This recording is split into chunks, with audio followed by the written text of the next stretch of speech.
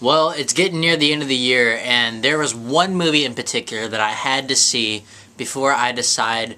I just had to see this movie because I heard really great things about it, and lucky enough, it's already shown in my theater, and I'm really excited to talk about The Wolf of Wall Street. Okay, now I remember saying in my trailer review that I didn't know if I was gonna like this movie because this was a whole new type of style, especially for a Scorsese movie. But let me just clear this out of the way. This movie is completely insane. Zaniness ensues throughout the entire thing. It's ridiculous, despicable, but man, is this one hell of a movie. This is definitely one of Scorsese's, if not his best work to date. It's so good. It's, like I mentioned before, it's zaniest, it's crazy. Literally, it's absurd, but the thing is, you're still entertained, and you're really on this ride with Leonardo DiCaprio, Jonah Hill, and all these other characters. It's a really interesting story, too. And for a 3-hour movie, I couldn't resist. For a 3-hour movie, especially one like this, and with all these elements coming in there, with even like the drama and the comedy and the biopic itself of this character, Jordan Belfort, it all mellows in together and really knocks it out of the park.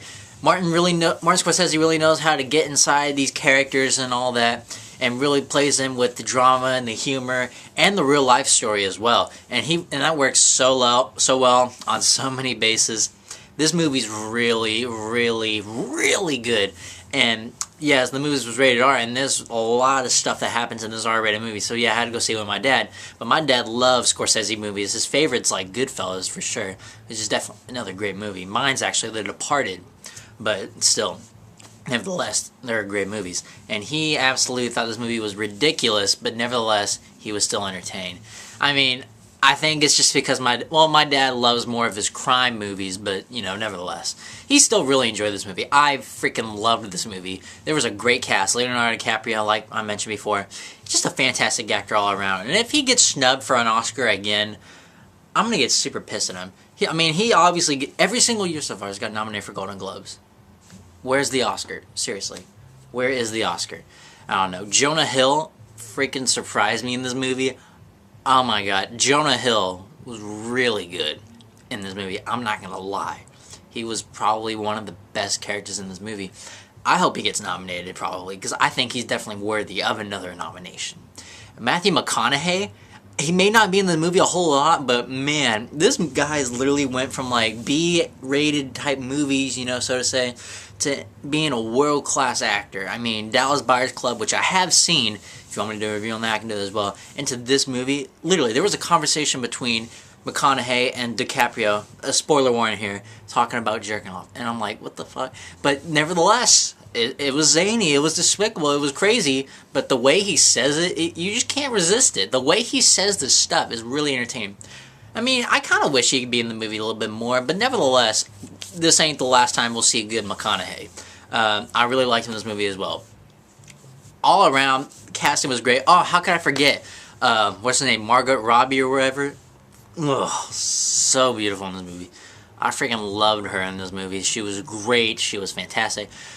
The relationship between her and DiCaprio is just completely insane.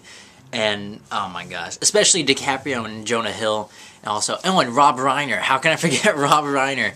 I really love that scene with them going back and forth about how much money he's really paying and all this. It's a crazy movie, but you can't resist it, and that's why this movie deserves a 10.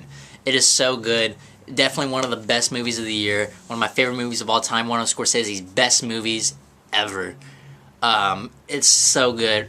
Yeah, be sure to check it out Christmas Day. You know, if you're into biopics, if you're into these stockbroker movies, if you're into zaniness, crazy, despicable, Oscar-worthy movies, hopefully, I really hope this movie does get nominated for Oscars. I hope Leonardo DiCaprio gets nominated. Maybe Jonah Hill can get nominated. Maybe, you know, just all around. This movie was fantastic. Like I said before, this serves a 10. And especially for a 3-hour movie, I don't know how I couldn't resist, but it was absolutely awesome. I couldn't help it. Well, that's my take on The Wolf of Wall Street. I had to get that review out of the way because I just saw it, and I was surprised it just came out in my theater. I really wanted to do a review on it so bad because I heard so many great things about this movie, and now that I did, I'm really satisfied now. Oh, and by the way, leave this question I'm gonna leave you this question. What is your favorite movie of the year so far? I'm gonna do a top 10 favorite movies of the year, probably on Christmas Day, maybe not, I don't know, but it will come up eventually, I promise you. And so will all these other reviews for other movies that came out. Be sure to like, subscribe, tell all your friends. Hopefully I'll see you sometime later on. Bye-bye.